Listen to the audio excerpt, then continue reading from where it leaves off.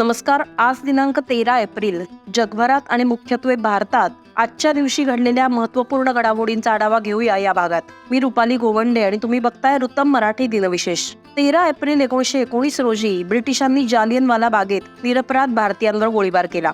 या क्रूर घटनेत लहान मुलांसह 1000हून अधिक लोकांचा मृत्यू झाला. ब्रिटिश राजवटीचा क्रूर आणि जुलमी चेहरा उघड करणाऱ्या जालियनवाला बाग हत्याकांडाला भारतीय राष्ट्रीय चळवळीतलं एक महत्त्वाचं वळण म्हणून पाहिलं जातं. त्यावेळेचा पंजाब इंग्रजांविरुद्ध बंडाच्या उंबरठ्यावर होता. ब्रिटिश सरकारच्या रौलेट कायद्याच्या विरोधात संपूर्ण पंजाब रस्त्यावर उतरला होता. या कायद्यामुळे कोणत्याही निष्पाप भारतीयाला कुठल्याही खटल्याशिवाय तुरुंगात टाकण्याचा अधिकार ब्रिटिश सरकारला मिळाला असता. 9 एप्रिल रोजी पोलिसांनी अमृतसरचे लोकप्रिय नेते डॉक्टर सत्यपाल आणि सैफुद्दीन यांना अटक केली. या नेत्यांच्या अटकेच्या निषेधार्थ 10 एप्रिल रोजी निदर्शनं करण्यात आली.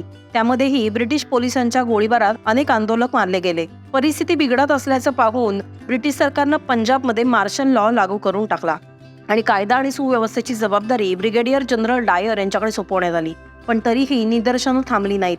13 एप्रिल रोजी अमृतसरमधल्या जालियनवाला बाग इथे रौलेट कायदा मागे घेण्यात आणि नेत्यांच्या सुटकेची मागणी करणारी एक बैठक बोलवण्यात आली होती. या सभेला 25 ते 30 हजार लोक उपस्थित होते. यावेळी जनरल डायरने निशस्त्र आणि निष्पाप लोकांवर गोळीबार करण्याचे आदेश दिले. तेही कोणतीही पूर्वसूचना न देता. हा गोळीबार एका सेकंदासाठीही न थांबता सुमारे 10 मिनिटं सलग चालू होता. डायरच्या आदेशानुसार सैनिकांनी सुमारे 1650 गोळ्या झाडल्या. हजारो जण यात मारले गेले. मात्र त्यावेळेस उपस्थित असलेले क्रांतिकारक सरदार उधम सिंग यांनी तब्बल 21 वर्षांनी या हत्याकांडाला जबाबदार ठरलेल्या मायकेल ओडवायरला गोळ्या घालून या जालियनवाला बाग हत्याकांडाचा बदला घेतला. 13 एप्रिल 1699 रोजी शिखांचे 10वे गुरु गोविंद सिंगजी यांनी बैसाखीच्या दिवशी खालसा पंथाची स्थापना केली. हा दिवस देशभरात खालसा पंथ स्थापना दिन म्हणून साजरा होतो. मुघल आक्रमक औरंगजेबाच्या क्रूर कारकिर्दीत आपले वडील गुरु तेग बहादूरजी यांच्या हत्येनंतर गुरु गोविंद सिंग यांनी या पंथाची स्थापना केली होती. या पंथाचं कर्तव्य कोणत्याही प्रकारच्या धार्मिक दडपशाहीपासून लोकांचं संरक्षण करणं हे होतं. गुरु गोविंद सिंगजी हे शीख धर्माचे शेवटचे गुरु होते. त्यांनी 1708 मध्ये त्यांच्या मृत्यूपूर्वी असं घोषित केलं, त्यांच्यानंतर कोणी गुरु नाहीत तर गुरु ग्रंथ साहिब हेच गुरु असतील. या गुरु ग्रंथ साहिब ग्रंथामध्ये शीख धर्माचे प्रवर्तक आणि पहिले गुरु नानकजी यांचं म्हणणं आणि प्रार्थना लिहिण्यात आलेलं आहे. जे शीख धर्माचे दुसरे गुरु गुरु अंगदजी आणि 5वे गुरु अर्जुन देवजी यांनी जतन केले आणि संकलित केलेलं आहे. या गुरु ग्रंथ साहिब मध्ये एकूण 1430 पृष्ठ आहेत.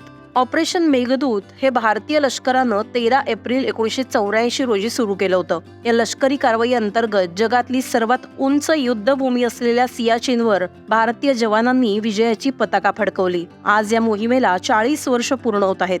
दरवर्षी भारतीय लष्कर हा दिवस सियाचीन दिन म्हणून साजरा करतं. 1984 मध्ये भारतीय गुप्तचर एजन्सी अर्थात रॉला अशी माहिती मिळाली की पाकिस्तान सियाचीनवर कब्जा करण्याच्या विचारात आहे. ऑपरेशन अबाबिल नामक मोहीम पाकिस्तानकडून यासाठी आखण्यात आली होती. त्याचा सुगावा भारतीय गुप्तहेरांना लागताच सियाचीनवर चढाईसाठी 13 एप्रिल हा बैसाखीचा दिवस सुनिश्चित करण्यात आला. त्यानंतर भारतीय लष्कराच्या पहिल्या चीता हेलिकॉप्टरनं याच दिवशी बेस कॅम्पवरून उड्डाण केलं. त्याचबरोबर सैन्य घेऊन जाणारी आणखी 17 हेलिकॉप्टर बिलापोंडला पास इथं उतरली. ऑपरेशन मेघदूतच्या माध्यमातून भारतीय लष्करानं सियाचीनच्या सियाला आणि बिलापोंडला या 2 प्रमुख खिंडींसह सुमारे 3000 चौरस किलोमीटर क्षेत्र 4 दिवसात ताब्यात घेतलं. भारतीय जवानांनी शत्रूचा अशा प्रकारे कडवा प्रतिकार केला की आजही या बर्फाळ वाळवंटाकडे बघण्याची कोणाचीही हिंमत होत नाही. अत्यंत कठीण दुर्गम युद्धभूमीवर ताबा मिळवणं, लढणं आणि टिकून राहण्याचं कौशल्य हे भारतीय सैन्यानं या मेघदूत मोहिमेतून सिद्ध केलं.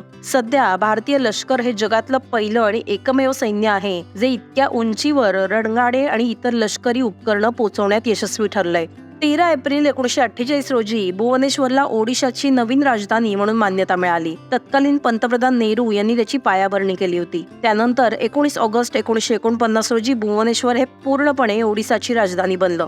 भुवनेश्वर पूर्वी कटक ही ओडिशाची राजधानी होती. मात्र काही दिवसांनी राजधानीचा विकास करून क्षेत्रफळ वाढवण्याची गरज सरकारला वाटू लागली आणि जे नद्यांनी वेढलेल्या कटक शहरात शक्य नव्हतं. यानंतर राजधानीच्या स्थलांतरावर चर्चा सुरू झाली आणि 30 सप्टेंबर 1946 रोजी राज्य विधानसभेत ठराव मंजूर करून भुवनेश्वर इथे नवीन राजधानी करण्याचा निर्णय घेण्यात आला. भुवनेश्वरला मंदिरांचं शहर म्हणलं जातं. इथे अनेक प्राचीन मंदिर आहेत जिथे लोक दर्शनासाठी लांबून येतात. भगवान शिवाचा अवतार मानलं जाणारं भगवान लिंगराज प्रयागराज हे भुवनेश्वरमधलं प्रमुख तीर्थक्षेत्र. 13 एप्रिल 1984 रोजी भारतीय संघानं पहिल्या आशिया चषकाच्या अंतिम फेरीत पाकिस्तानला पराभूत करत इतिहास रचला होता.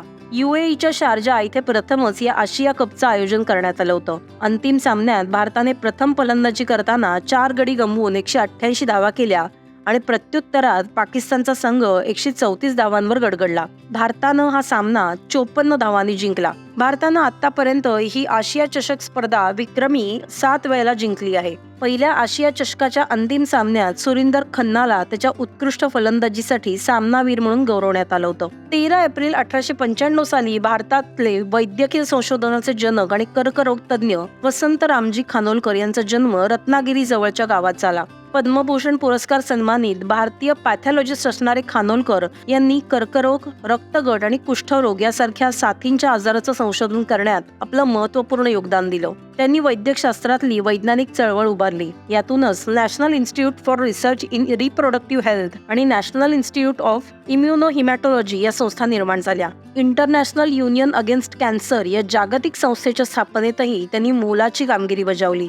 रशियन बुद्धिबळ ग्रँडमास्टर गॅरी कास्पारोव्ह यांचा आज जन्मदिवस आहे. ते माजी बुद्धिबळ विश्वविजेते, लेखक आणि राजकीय नेते म्हणून ओळखले जातात. 1985 मध्ये वयाच्या 22व्या वर्षी त्यांना 13व्या जागतिक बुद्धिबळ चॅम्पियनचा मुकुट देण्यात आला होता. 1997 मध्ये डीप ब्लू संगणकाकडून हार पत्करलेले ते पहिले विश्वविजेते होते. एलो मानांकनानुसार 1986 ते 2005 पर्यंत सतत प्रथम मानांकन मिळवण्याचा आणि आतापर्यंतचे सर्वात जास्त एलो गुण म्हणजेच 2851 मिळवण्याचा विक्रमही त्यांच्या नावावर आहे. आज देशभरात अनेक राज्यांमध्ये बैसाखी सण मोठ्या थाटामाटात साजरा केला जात आहे. शीख समाजाच्या नवीन वर्षाची सुरुवात बैसाखीपासून होते. पंजाब, हरियाणा आणि दिल्लीत हा सण मोठ्या उत्साहात साजरा केला जातो. वैशाख महिन्यात हा सण येतो. या महिन्यापर्यंत रब्बी पिकंही पिकून तयार झालेली असतात आणि या दिवशी धान्याचं पूजन करून त्यांच्या चांगल्या उत्पादनासाठी परमेश्वराचे आभार मानले जातात. पंजाबी समाजासाठी, विशेषतः शीख समुदायासाठी हा अतिशय महत्त्वाचा सण असतो. वेगवेगळ्या राज्यात या बैसाखीला वेगवेगळ्या नावाने ओळखलं जातं. आसाममध्ये बिहू, बंगालमध्ये नवाब वर्षा, तर केरळमध्ये पूरम विशू असं याला म्हटलं जातं. तर हे होते आजचे अर्थात 13 एप्रिलचे दिनविशेष. तुम्हाला ही आमची दिनविशेष मालिका कशी वाटतेय हे या व्हिडिओ खाली आपली प्रतिक्रिया नोंदवून आम्हाला नक्की कळवा आणि आमच्या रुतम मराठीच्या YouTube चॅनलला लाईक करा आणि सबस्क्राईब करा.